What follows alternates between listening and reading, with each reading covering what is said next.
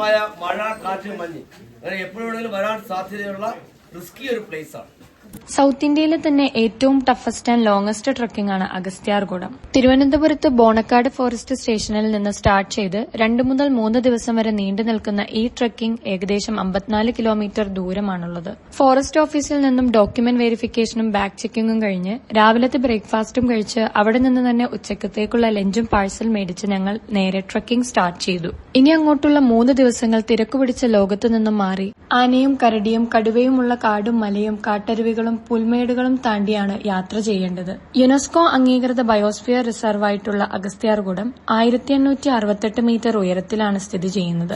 കേരളത്തിലെ ഏറ്റവും purest oxygen കിട്ടുന്നതും one of the best star gazing spot കൂടിയാണ് ഇവിടം. അതുകൂടാതെ ചെറുതും വലുതുമായ 36ഓളം വെള്ളച്ചാട്ടങ്ങളും അപൂർവങ്ങളായ ഔഷധ സസ്യങ്ങളും കിളികളും ചിത്രശലഭങ്ങളും അടങ്ങുന്ന ഒരുപാട് ജീവജാലങ്ങളെ പോകുന്ന വഴിയിൽ നമുക്ക് കാണാൻ സാധിക്കും. വമ്പൻ മരങ്ങളും കാട്ടരുവികളും കാടിന്റെ ഒരു പ്രത്യേക ശബ്ദവും കയറ്റങ്ങളെ ഒരു ബുദ്ധിമുട്ടാക്കാതെ സുഖമുള്ളതാക്കി തന്നു. ദാഹിച്ചപ്പോൾ കാട്ടുചോലകളിൽ നിന്ന് വെള്ളം കുടിച്ചും നടന്നു തളർന്നപ്പോൾ പാറകളിൽ കിടന്ന് വിശ്രമിച്ചും വിശന്നപ്പോൾ കയ്യിലെ പൊതിച്ചോറ് കഴിച്ചും ക്ഷീണമകറ്റാൻ കാട്ടരുവികളിൽ കുളിച്ചും ഞങ്ങൾ യാത്ര തുടർന്നു. പോകുന്ന വഴിയിൽ അനിമൽ സൈറ്റിംഗ്സ് ഒന്നും കിട്ടിയില്ലെങ്കിലും കടുവയുടെയോ പുലിയുടേതോ ആയ മാർക്കിംഗ്സ് കണ്ടിരുന്നു. അതിൽ നിന്ന് തന്നെ ഈ കാടിന്റെ ഒരു ഭീകരത നമുക്ക് മനസ്സിലാക്കാൻ സാധിക്കുന്നതാണ്. അങ്ങനെ ഏകദേശം 5 മണിയോടുകൂടി ഞങ്ങൾ അതിരുമല ബേസ് ക്യാമ്പിൽ എത്തിച്ചേർന്നു. യാത്രയുടെ ക്ഷീണം കുറയ്ക്കാൻ ചൂടോടെ ഒരു കട്ടനും കുടിച്ച് തൊട്ടടുത്തുള്ള അരുവിയിൽ ഒരു കുളിയും പാസാക്കി തിരിച്ചെത്തുമ്പോഴേക്കും കഞ്ഞി റെഡിയായിട്ടുണ്ടാവും. So this is day 1 of Agasthyarkoodam trekking. Stay tuned for part 2.